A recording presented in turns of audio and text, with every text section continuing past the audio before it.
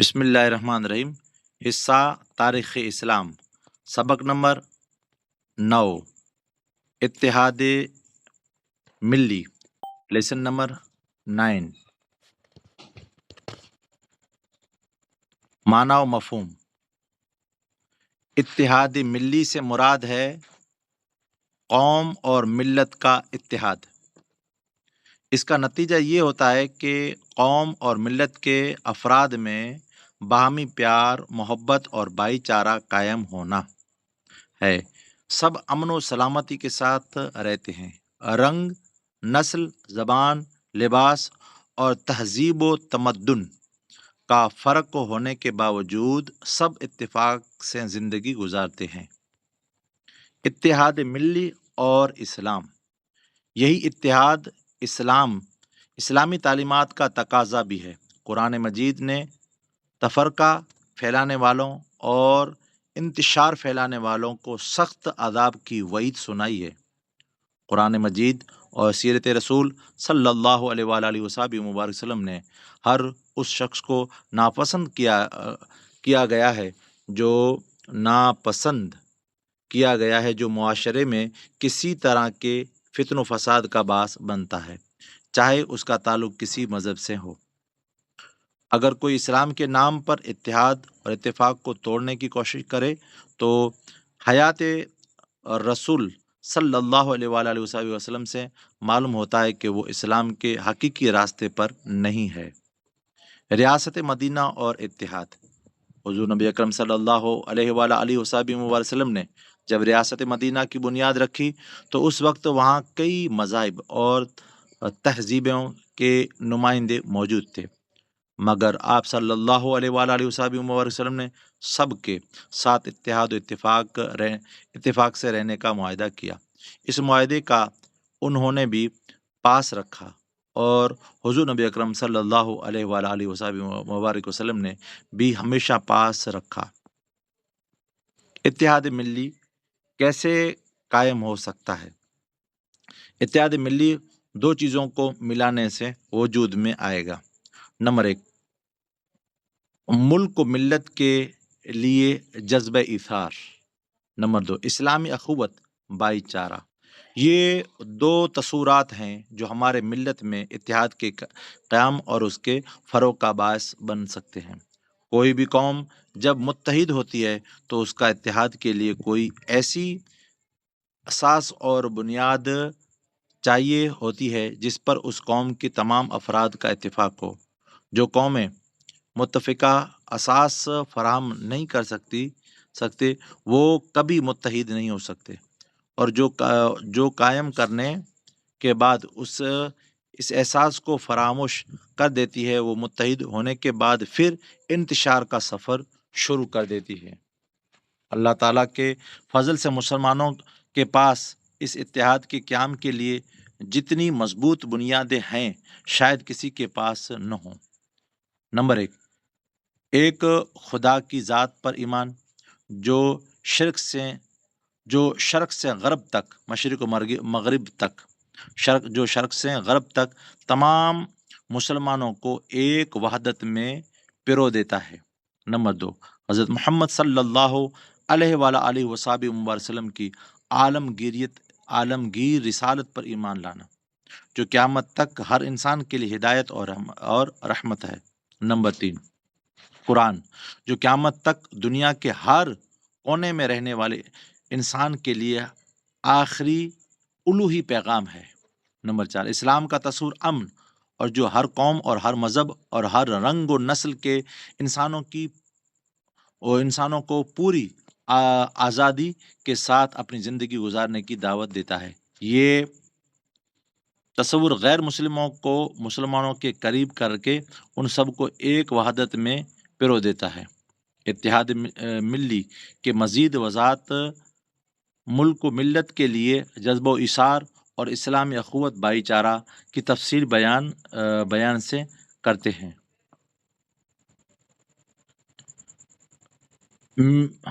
ملک و ملت کے لیے جذبہ ایثار کا مفہوم۔ ایثار کا مطلب ہے اپنی کسی ضرورت کو قربان کر کے دوسرے کی ضرورت کو ترجیح دینا، یہ ایثار کا معنی ہے۔ مفہوم؟ مثلاً آپ کو کسی چیز کی ضرورت ہو اور وہ آپ کے حاصل ہو جائے، اور آپ کے علم میں ہو کہ کسی دوسرے کو بھی اس چیز کی ضرورت ہے، تو اپنی ضرورت کو دوسرے کی ضرورت پر قربان کر دینا ایثار ہے، قربانی ہے۔ سادہ لفظوں میں یوں سمجھو کہ خود کو بھوکا رکھ کر دوسروں کو کھلانا، خود پیاسا رہ کر دوسروں کو پلانا، خود تکلیف برداشت کر کے دوسروں کو آرام پہنچانا۔ شریعت اسلامی میں ایثار کا درجہ سخاوت سے بڑھ کر ہے۔ قرآن مجید اور ایثار۔ کفار مکہ کے مظالم سے تنگ آ کر مسلمان نبی اکرم صلی اللہ علیہ وآلہ وسلم کے حکم پر ہجرت کر کے مدینہ منورہ پہنچے، تو مدینہ کے صحابہ کرام نے اہل مکہ کی آؤ بھگت میں جس جذبہ ایثار و قربانی سے کام لیا، قرآن نے ان کو بیان بھی کیا ہے اور ان کی تحسین بھی فرمائی ہے۔ اعوذ باللہ من الشیطان الرجیم۔ والذین،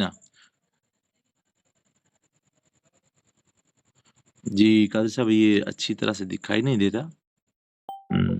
یہ بیٹا کون سی سورہ حشر ہے اور آیت نمبر ہے 59۔ ایک منٹ جی۔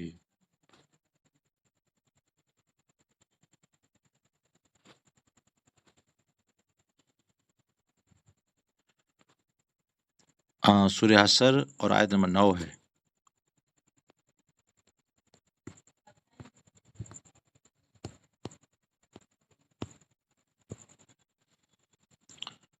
جی سورہ حشر۔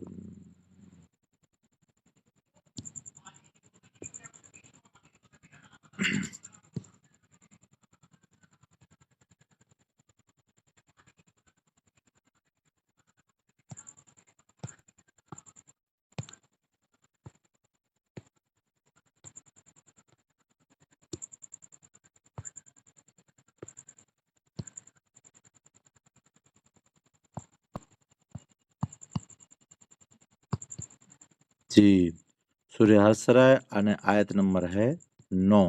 یہ رہا بیٹا۔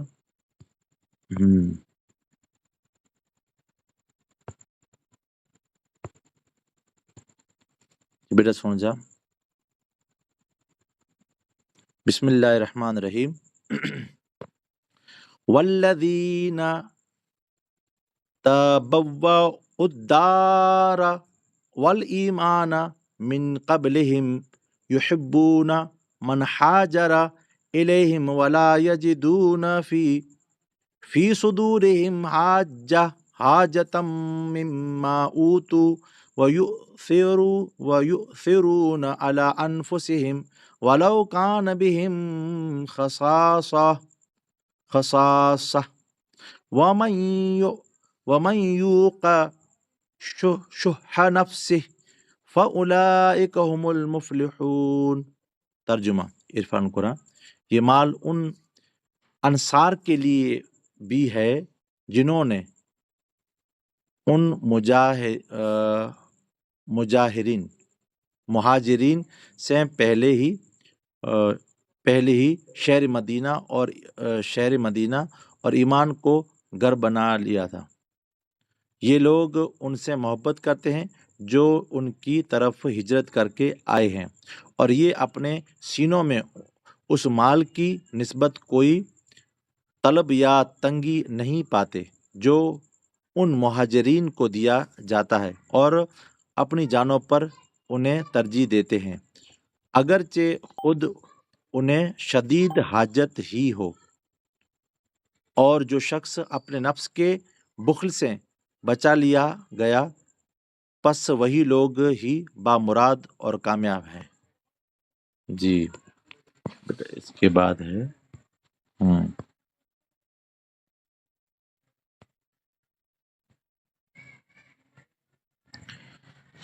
جی اس کے بعد اللہ آپ کو نیکیاں دے۔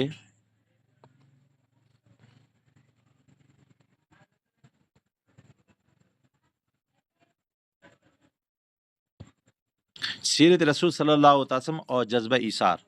حضور نبی اکرم صلی اللہ علیہ وآلہ وسلم کی ساری حیات مبارکہ جذبہ و ایثار کے لبریز ہے، جذبہ ایثار سے لبریز ہے۔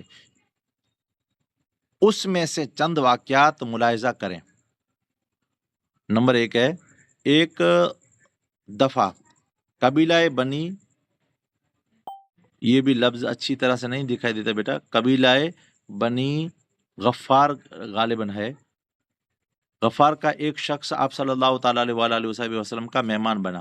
اس دن آپ صلی اللہ تعالیٰ علیہ وآلہ مبارک وسلم کے گھر میں صرف ایک بکری کا دودھ تھا۔ آپ صلی اللہ تعالیٰ علیہ وآلہ وسلم نے مہمان کی بھوک کا لحاظ رکھتے ہوئے سارا دودھ اسے دے دیا اور خود فاقہ اختیار کیا۔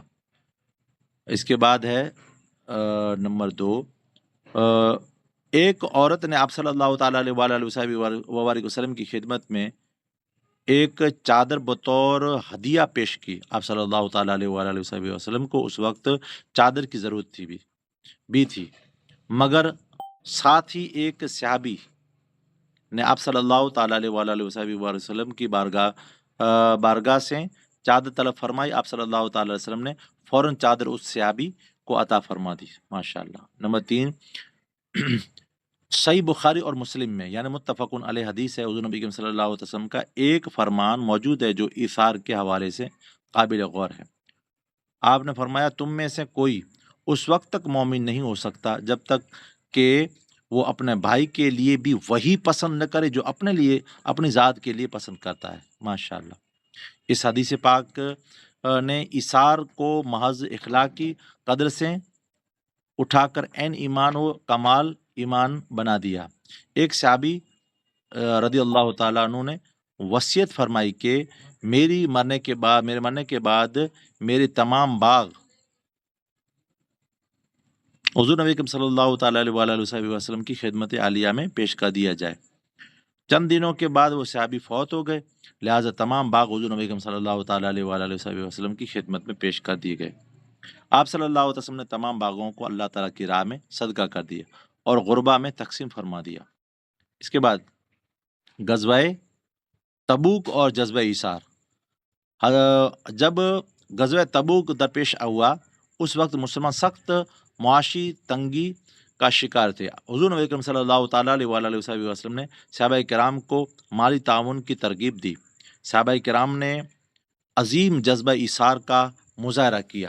حضرت ابو بکر صدیق رضی اللہ تعالیٰ عنہ اپنے گھر کا سارا مال لے کر حضور نبی کریم صلی اللہ تعالیٰ علیہ وآلہ وسلم کی خدمت میں پیش ہوئے۔ حضرت عمر رضی اللہ تعالیٰ آدھا مال لے کر آقا علیہ السلام کو پیش کیا۔ حضرت عثمان غنی رضی اللہ تعالیٰ 1000 اونٹ، 70 گھوڑے اور 1000 دینار پیش کیا۔ حضرت علی کرم اللہ وجہ الکریم کے بارے میں روایت میں آتا ہے کہ آپ ساری رات یہودی کے باغ میں مزدوری کرتے رہے اور صبح اجرت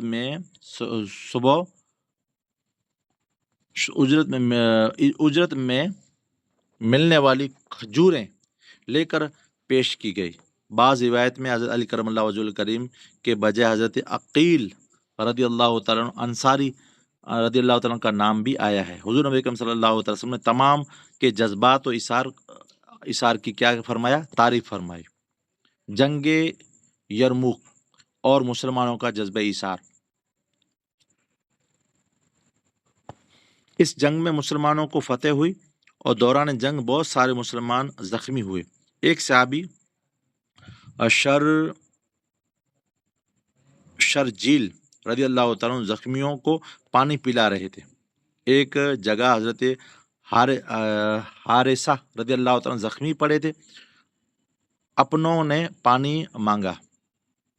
حضرت شرجیل نے پانی کا پیالہ ان کے، بیٹا شرجیل یہ ہے نام، دیکھنا رہنا بیٹا، دوسری بہنیں بھی، نے پانی کا پیالہ ان کو دیا تو ساتھ پڑے ایک اور زخمی حضرت اکرمہ رضی اللہ تعالیٰ عنہ کے پانی مانگنے کی آواز آئی۔ حضرت حارثہ رضی اللہ تعالیٰ نے پانی کا پیالہ فوراً منہ سے ہٹا لیا اور اشارہ کیا کہ پانی پہلے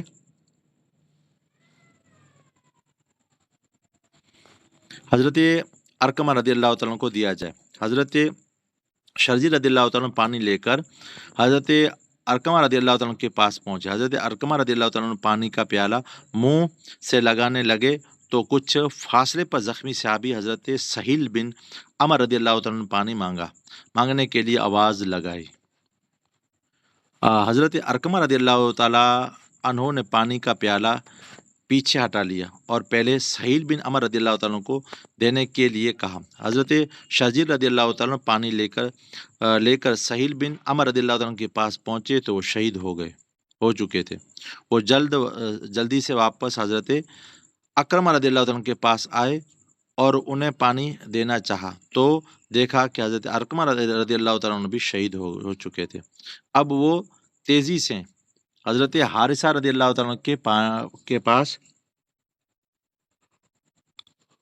حضرت حارثہ کے طرف پانی لے کر لپکے، کیا دیکھتے ہیں کہ حضرت حارثہ رضی اللہ تعالیٰ عنہ بھی شہید ہو گئے۔ اللہ اکبر! یہ جذب ایثار کی وہ لازوال داستان اور یہی تھی عالم اسلام کی اصل قوت، اور جبکہ یہ طاقت مسلمانوں کے پاس رہی کوئی مسلمان ان کو ناکام نہ کر سکا۔ ہجرت مدینہ اور انصار صحابہ کا جذبہ ایثار۔ مسلمان مکہ چھوڑ کر جب بے سر و سامانی کی حالت میں مدینہ منورہ آئے تو حضور نبی اکرم صلی اللہ تعالیٰ علیہ وآلہ وسلم نے پیش آمد مسائل کو حل کرنے کے لیے ایسے منصوبہ بندی کی کہ چشمے فلک آج تک حیران ہے۔ آپ صلی اللہ تعالی وسلم نے ہر مہاجر کو ایک انصاری کا بھائی بنا دیا۔ انصار مدینہ نے اپنے بھائیوں کے ساتھ کمال حسن سلوک کیا، اپنے آدھے مال بلکہ آدھے گھرانے کو دے دیے اور کاروبار دے دیے اور مہاجر بھائی کو دے دیے۔ انصار کے اس جذبہ ایثار کی اللہ تبارک و تعالیٰ نے تعریف فرمائی۔ واقعہ کربلا اور اہل بیت اطہار علیہم السلام کا جذبہ ایثار۔ امام حسین علیہ السلام نے یزید لعین سے ذاتی دشمنی نہ تھی، یہ جنگ اسلام کی دفاع کے لیے تھی۔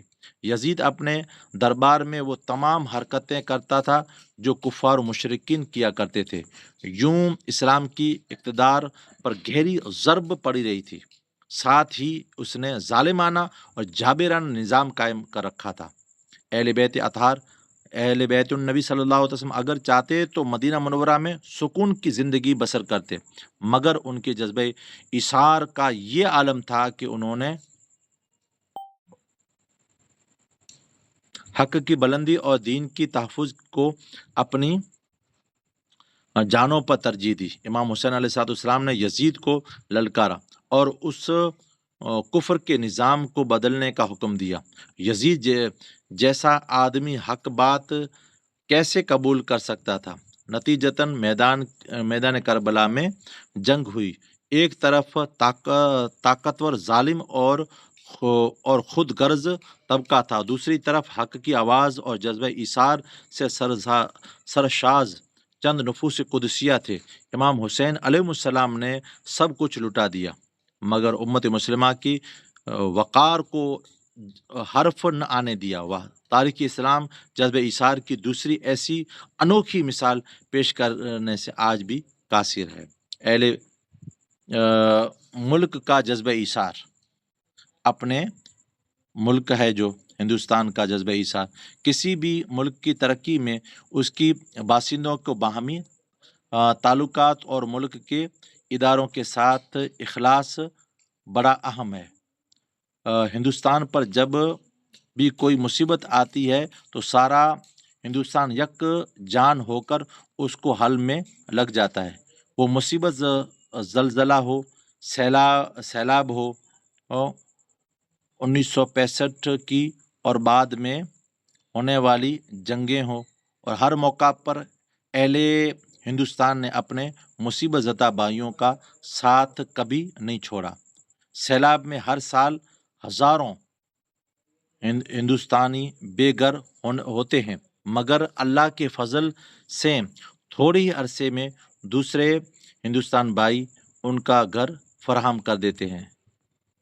حضور نبی اکرم صلی اللہ تعالیٰ علیہ وسلم بھی اپنے شہر مکہ اور مدینہ منورہ سے محبت فرماتے تھے اور ان کی بہتری کے لیے ہمیشہ کوشاں رہتے ہیں، اور اپنے ملک کے ساتھ ایثار کی کئی صورتیں ہو سکتی ہیں۔ ملک کے گلی کوچوں کو صاف رکھا جائے، یہ بھی ایک ایثار و قربانی ہے۔ نمبر 2، ملک کے لیے اچھے حکمرانوں کا انتخاب کیا جائے۔ نمبر 2، ملک کے لیے وقت پڑنے پر کسی بھی قربانی سے دریغ نہ کیا جائے۔ ملک کے خلاف جہاں کوئی سازش ہو رہی ہو اس کے خلاف آواز اٹھائی جائے۔ اسلامی اخوت بھائی چارہ۔ اسلامی اخوت کا مفہوم۔ اخوت کا مطلب ہے بھائی چارہ۔ اسلامی اخوت سے مراد مسلمانوں کے درمیان وہ رشتہ ہے جو اسلام نے قائم کیا، اور اس رشتے کے حدود و قیود اور حقوق و فرائض بھی متعین کیے۔ اگر کوئی بغیر کسی وجہ کے ان حدود و قیود سے تجاوز کرے گا اور دوسروں کے حق ادا کرنے میں کوئی کمی چھوڑے گا تو اس کے احتساب پکڑ کا بھی ایک نظام بنایا گیا ہے۔ اس احتساب مانا پکڑ کے کچھ لوازمات دنیا میں پورے ہونا ضروری ہے، اور بعض کو یوم آخرت، یوم حساب پر چھوڑ دیا گیا ہے۔ احتساب جب بھی ہو، بہرحال یہ بات طے ہے کہ اسلامی اخوت کے رشتے کی کڑیوں کی حفاظت اور دنیا و آخرت میں خیر اور بھلائی کا باعث بنتی ہے۔ ان کڑیوں کی پامالی عذاب و سزا کا باعث بنتی ہے۔ اسلامی اخوت کی جامعیت۔ اخوت کا رشتہ تمام مسلمانوں کے درمیان قائم ہے، چاہے وہ کسی بھی ملک کا باشندہ ہو، کسی بھی نسل سے ہو، کوئی بھی زبان بولتا ہو، کسی بھی رنگ کا ہو، کسی بھی قبیلے کا ہو، وہ ہر حال میں دوسرے مسلمان سے اخوت کا رشتہ رکھتا ہے اور اس کا بھائی ہے۔ قرآن مجید اور اخوت۔ اعوذ باللہ من الشیطان الرجیم، انما المؤمنون اخوہ فاصلحوا بین اخویکم واتقوا اللہ لعلکم ترحمون۔ ترجمہ، بات یہی ہے کہ سب اہل ایمان آپس میں بھائی ہیں، سو تم اپنے دو بھائیوں کے درمیان صلح کرایا کرو اور اللہ سے ڈرتے رہو تاکہ تم پر رحم کیا جائے۔ اسلامی اخوت کی معاشرتی اہمیت۔ کسی بھی معاشرے کی بنیاد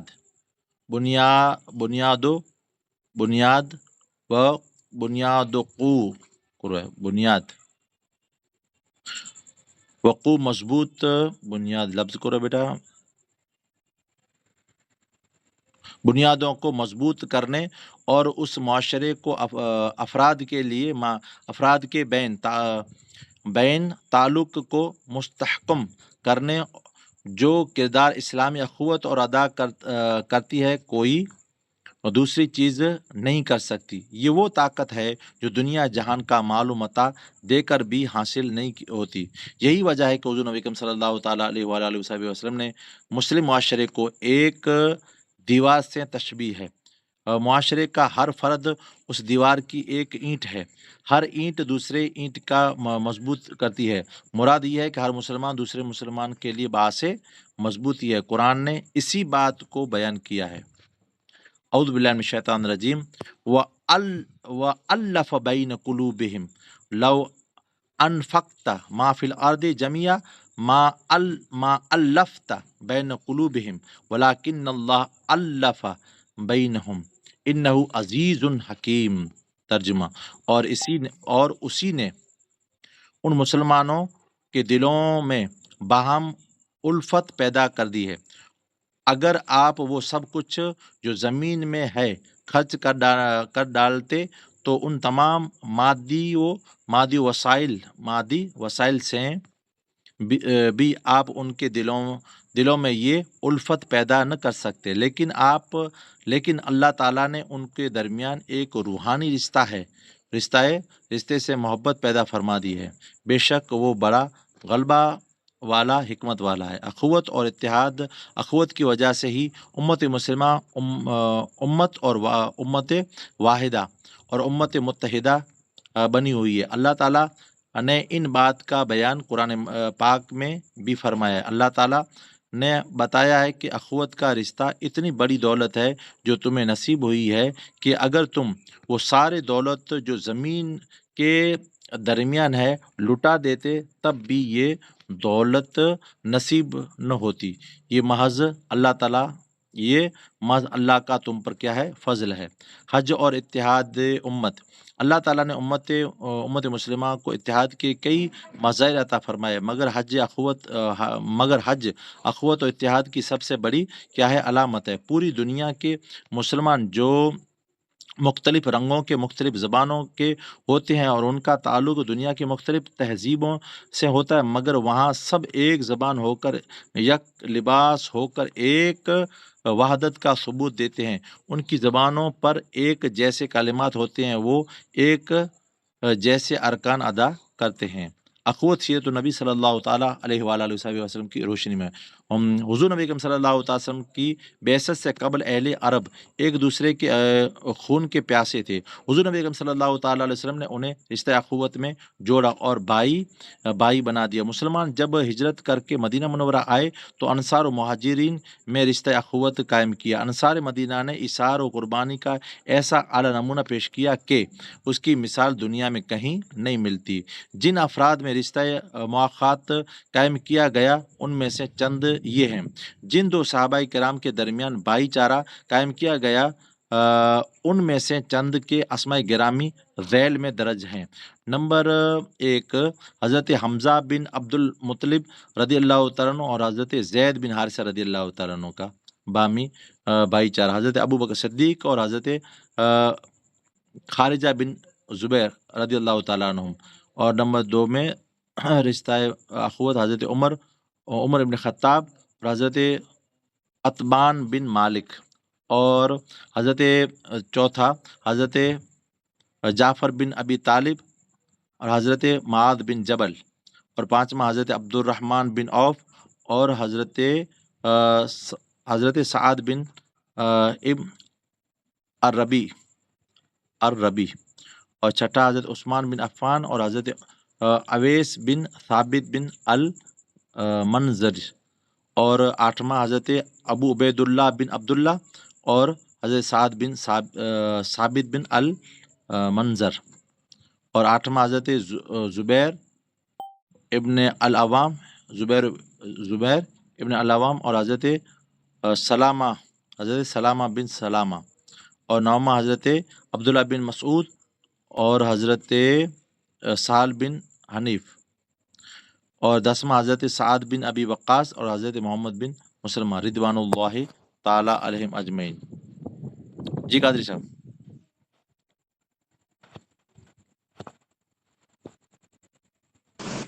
جی ماشاء اللہ، سمجھ میں بہنوں کو الفاظ ہیں جو سمجھ میں نہ آئے۔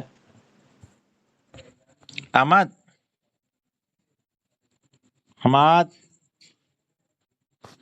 مولانا صاحب مختلف تہذیبوں سے ہاں مختلف چوتن بیٹا مختلف جن پٹھیا ہے تہذیبوں ہاں کرو ہے بیٹا مختلف پٹھی ریانا بیٹا کن صفحہ نمبر مت ہے؟ 104